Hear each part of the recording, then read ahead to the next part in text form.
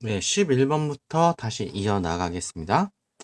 11번. 가 물품에 대한 학생들의 발표로 적절하지 않은 것은 요역의 종류가 증가하자 명은 조세와 요역 항목을 통합하고 이를 각호의 토지 면적과 장정수에 따라 무엇으로 대기하는 일조 편법을 시행했다. 뭐 그냥 여기까지만 읽어봐도 되겠네요. 은이죠, 은.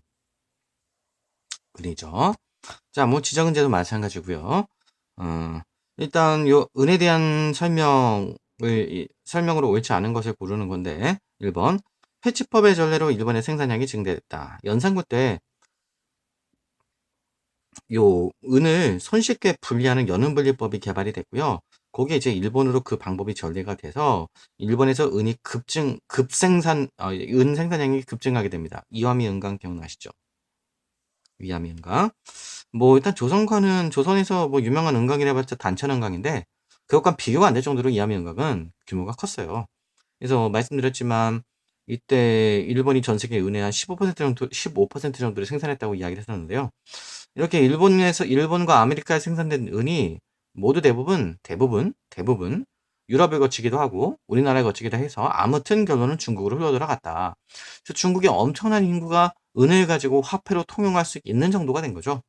그래서 명대의 이 일조편법과 청두의 지정은제 모두 이렇게 중국으로 흘러들어온 풍족한 은을 바탕으로 이제 성립된 제도이다라는 겁니다. 자, 18번, 2번. 일본은 해외 유출량을 줄이기 위해 심표를 발급하기도 했다. 18세기 초죠. 18세기 초인데요. 일단 뭐 금은 뭐 구리 등등을 해외 유출을 줄이고자 심표를 발급하기도 했었죠. 그 다음에 3번. 영국의 아편 밀무역으로 중국 내 유통 등이 감소하기도 했다. 그렇죠. 영국이 엄청나게 대청 무역에서 적자를 보게 되니까 결국 이것을 극복하고자 아편을 밀수하기 시작했죠. 4번. 유럽 상인이 명청의 물품을 구입하는 결제 수단이었다. 그래서 이제 아편 밀무역이 나온 거고요. 5번. 조선후기 외관을 통해 일본에 수출하는 주요 물품이었다. 이건 인삼 이야기가 되겠죠. 하나 꼽자면. 12번. 다음 지도의 상황이 나타난 시기 동아시아의 경제에 대한 설명으로 옳지 않은 것은 뭐 대충 보면 뭐 만상 나오고 뭐 유상, 송상, 경과상이 시전상이 뭐 내상 나오는 거 보니까 조선 후기네요. 뭐 18세기에서 19세기쯤을 의미하는 건데 자, 요 시기 동아시아 경제 상황에 대해서 설명해라 라고 하는 거죠. 1번. 공인의 활동으로 상업이 발달했다. 그렇죠. 대동법 시행을 계기로 등장한 공인이 곳곳에서 상품을 주문하고 구매하면서 조선 후기 상업이 활성화되기 시작했죠. 2번. 교초가 발행되기 시작했다. 교초는 금하고 원에서 발행됐어요. 3번. 그러니까 요 답은 2번이 되겠죠.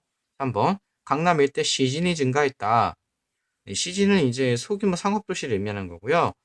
이제 청대 17, 18세기의 현상입니다. 4번. 존인이 상공업 발전을 주도했다. 그렇죠. 조카마치라고 하는 곳을 구성해서 존인이 이 성 근처에 모여 살았죠. 그래서 요 존인 문화가 이 시기에 발달하게 됐었죠. 그 다음에 5번. 조카마치가 상업 중심지로 성장. 바로 나왔네요. 답은 2번이 되겠습니다.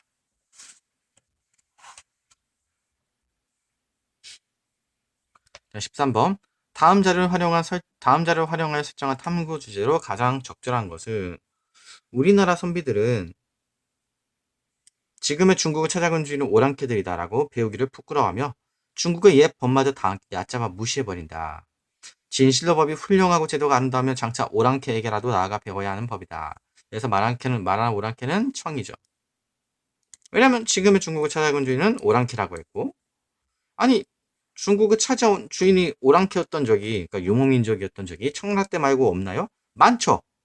근데 뭐가 있어요? 연행사 있잖아요. 그지? 연행사 있잖아. 그럼 이거 조선 후기고 청이죠. 청. 박제가도 나왔고 연암집도 나왔고 그죠? 박지원의 저서니까 문집이니까. 자 그러면 한번 봅시다. 1번 일본 국학의 영향. 뭐 일본 국학의 영향은 19세기 개항기죠? 일본의 그 조랑양이 운동에 영향을 주었죠. 그 다음에 2번 조선에서의 실학 발달. 답은 2번이죠.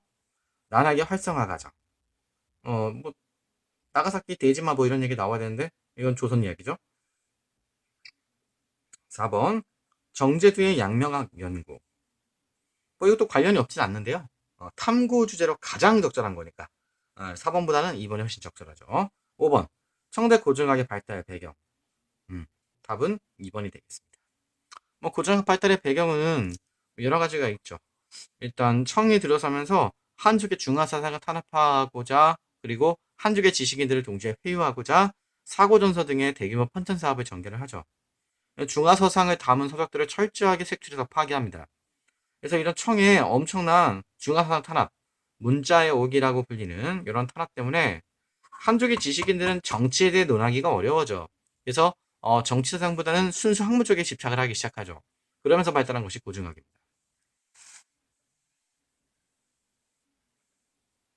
자, 14번. 밑줄침 반란군에 대한 설명으로 옳은 것은 포가입니다. 역적 홍수전 양수천. 이거 뭐 나왔잖아. 홍수전 보면 여러분 이거 뭐예요? 태평천국 운동이죠. 쓴 사람 누구야? 증국본.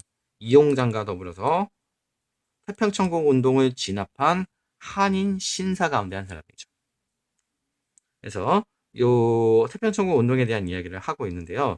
사실 아편 전쟁보다도 청주에 심각한 타격을 주었던 운동이 요 태평천국 운동이 되겠습니다. 10년이 넘는 세월 동안 중국에서 반이 넘는 성들이 요 반란에 가담을 했었죠. 1000만 명 정도 희생자가 있었다, 뭐 이런 추정을 하기도 하는데요. 자, 1번. 일본군에 의해 진압됐다. 아니죠. 증국본 이용장 등의 한인 신사들이 뭐 향용 등과 같은 이제 부대를 결성해서 퇴치를 했죠. 여러분, 이 과정에서 한인 신사들이 서양의 무기를 빌려서 진압에 톡톡한 효과를 봤죠. 그래서 이들은 서양 무기의 우수성을 인지하고 결국 이제 어떤 운동을 추진하게 되죠? 양무 운동을 추진하게 되죠. 그거까지 연결이 되어 있어야 되고요.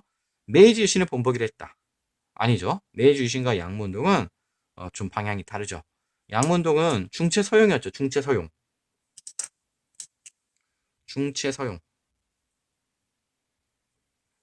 중국의 몸에 서양의 얼굴이라는 뜻이고, 중국의 전통적인 제도와 사상을 유지한 채 서양의 기술을 받아들인다는 얘기고, 일본 버전으로는 화혼양제가 있고요. 한국식 버전으로는 뭐가 있습니까? 동도서기가 있죠. 그래서 메이지 유신은 문명 개화 모두 다 바꿔였죠. 제도와 사상까지 모두 서양식으로라고 하는 부분으로 방향으로 전개가 됐습니다. 3번. 동학 농민운동의 영향을 받았다. 뭐 가보기형 이야기죠. 4번. 청왕조의 타도와 토지 김부를 내세웠다. 그렇죠. 내세웠던 캐치프레이즈가 뭐예요? 멸만, 흥한이잖아요. 그지? 만주족을 멸하고 한족의 국가를 부흥한다라는 이야기였죠. 재밌는 거예요. 이런 것들이, 이런 청조에 대한 백성들의 분노가, 증오가 결국 서구 열강이 청을 침략하면서 그 증오의 대상이 청조에서 어디로 향해요? 열강에게 향하죠. 그래서 여러분 이제 훗날 1898년에 이제 시작된 의화단 운동을 보면 거기서 뭐라고 외치죠? 부청 멸양이라고 외치죠. 청을 도와 서양 오랑캐를 멸하자. 그런 변화들. 그 다음에 5번 중체 서용. 그렇죠. 중체 서용을 개혁 방식으로 제시했다. 이거는 이제 양문동이고요. 왜 그러지?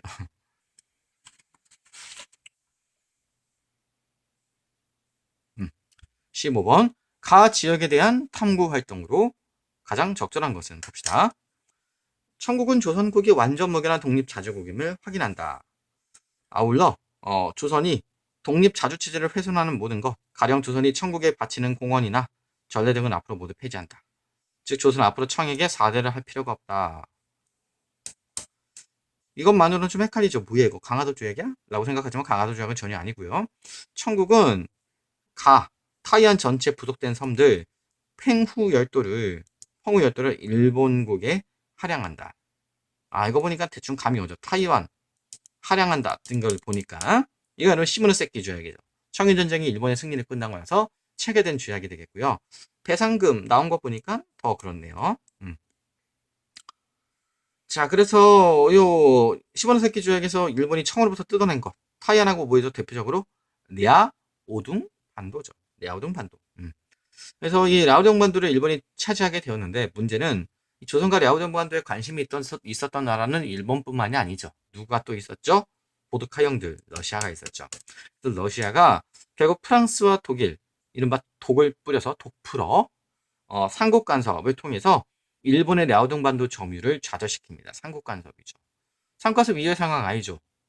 조선 조정에서 삼국 간섭을 계기로 러시아를 이용 일본을 견제하려고 하면서 친러파가 증대되자 결국 일본은 을미사변이라는 강수를 써서 충전 민씨를 살해하고 조선 조정을 장악합니다. 그리고 을미개혁 강요하죠. 이후 고정은 아관 파천을 통해서 러시아 공사관으로 이동했고요. 2번 오사운동이 일어나는 계기를 조사한다. 오사운동 이거는 그 21개조 요구가 결국 받아들여지면서 그리고 이 파리 강화 회의에서 중국이 외교적으로 패배하면서 일어났죠. 이건 산둥반도 이야기를 하고 있는 거고요. 3번 영국이 불법 점령한 조선의 영토 거문도죠. 여수지역. 4번 포츠머스 조약으로 일본이 획득한 영토. 이 포츠머스 지역은 일본하고 소련이죠. 사할린 남부입니다. 그 다음에 5번 1차 아편전쟁의 결과 영국의 할양된 지역을 파악해 본다. 이건 홍콩이고요. 답은 1번입니다. 16번 밀주친 기억 니은 시기 사이에 있었던 일. 중국 국민당을 장악한 장제스 순원 이후에 장악했죠. 군벌을 타도하고 중국을 통일하고자 북벌을 시작했다. 시작한 시점이 1924년이죠. 국민혁명이라고 하죠. 장제스가 이끄는 국민혁명군은 광저우에서 출발해서 북상하기 시작했으며 장제스는 난징에 국민정부를 수립했다. 이 과정이 조금 복잡한데요. 한편 일본이 거리만 보호를 내세워 1차 산둥 침략을 감행하며 북벌이 중단되기도 했지만 장제스는 북벌이 우선이라고 판단해서 일본과 충돌을 피하면서 북벌을 재개한 결과 마침내 국민혁명군이 베이징을 점령했다. 28년입니다. 자, 이 국민혁명 이전에 중요한 사건이 있었죠. 1차 국공합작입니다. 자, 1차 국공합작을 통해서 결국 힘을 합친 국민당과 공산당. 자, 이들이 이제 장제스 중심으로 국민혁명군을 결성하고 북벌을 시작을 했던 건데요. 이후 이제 장제스가 이른바 상하이 4.12 쿠데타라고 해서요. 이 공산당을 축출하고 제거하는 사건을 저지르게 됩니다. 그러면서 1차 국공합작이 결렬이 됐고요. 이후 북벌을 완수하게 된 거죠. 그래서 답은 1차 국공합작 결렬이 되겠습니다. 만주국 수립은 31년, 이거보다 한참 뒤고요. 한참은 아니구나. 3년 뒤구나. 32년이죠, 만주국은. 3번. 임시정부는 1919년이니까 기억 이전이고, 일본이 21개조 요구를 제시한 건 1차 대전 중인 1915년입니다. 공산당의 대장정은 34년부터 이루어졌어요.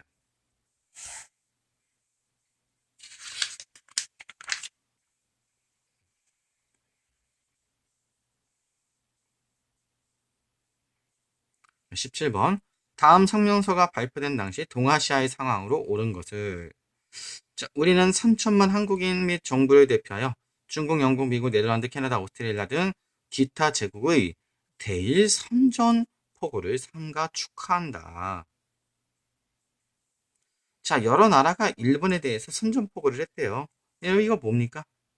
중국, 영국, 미국이 일본에 선전포고를 했어. 그럼 이거는 태평양 전쟁이 이미 벌어진 거죠. 김구 이름이 떡하니 박혀 있고요. 2차 세계대전이 터지고 나서 우리 임시정부는 연합국의 일원으로서 2차 대전에 참전해서 일본과 싸우고요. 한국 광복군을 중심으로 활약을 하기도 하죠. 인도 미얀마 전선에서 영국과 연합작전을 펼치기도 했고, 무엇보다도 미국 OSS와 협약을 맺고 이른바 국내 진공작전을 감행하기도 했었죠. 네. 그래서 발표된 당시니까 41년 이후가 되겠죠. 자, 그러면 1번 난징 대학살이 발생했다. 이 37년이고요. 중위전쟁이 일어나면서니까. 2번 누거우 차오 사건이 발생했다. 이것도 이제 이전이죠.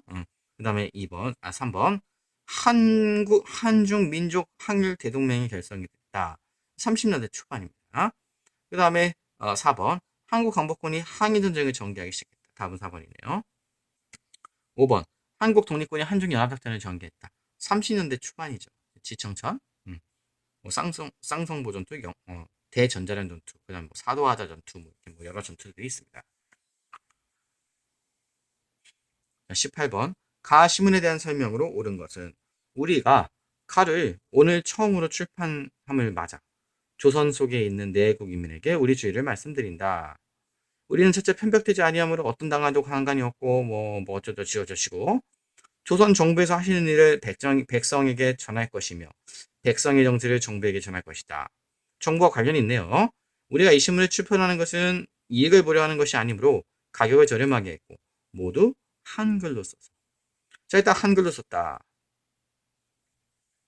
자, 그리고 내 외국 인민, 외국을 대상으로 하기도 했다. 그리고 정부의 협력을 얻었다. 이게 뭐죠? 독립신문이죠. 그죠? 갑신정변 실패 이후 미국으로 갔던 서재필이 미국인이 돼서 돌아왔죠. 조선정부의 요청을 받아서. 그래서 정부의 지원을 받아서 독립신문을 발간하고 아울러 독립문을 건설하기 위한 모금활동을 펼치는 과정에서 정부 관료와 계급화 지식인이 중심이 돼서 이른바 독립협회가 만들어졌죠. 독립협회 기간지 역할을 했던 것이 독립신문이었고요. 뭐 영문 버전도 냈었고요. 자, 그 다음에 본격적으로 봅시다. 민간인이 발행을 담당했다. 그렇죠. 민간신문이었고 최초의 민간신문이죠. 그냥 최초의 신문은 한성순보고요. 한성순보. 2번 조계지에서 창간됐다. 뭐 아니었어요. 그 다음 3번 중일전쟁의 상황을 보도하게 됐다. 이때 이미 독립신문은 없어진 다음이죠. 양문동의 시작에 영향을 주게 됐다. 양문동은 독립신문의 발간보다 뭐 한 30년 앞섰어요. 그 다음에 조선에서 발행한 최초의 근대적 신문이다. 한성순보 이야기죠? 아니고 답은 1번입니다. 자, 19번. 다음 사건들이 공통적으로 끼친 영향으로 가장 적절한 것은 국공내전에서 승리한 중국 공산당은 본토의 중화인민공화국, 지금의 중국이죠. 패배자 국민당 정부는 타이완으로 이동했다. 자, 북한군의 점을 남친과 한반도에서 전쟁이 발발했다. 한국은 낙동강전선에서 항전했다.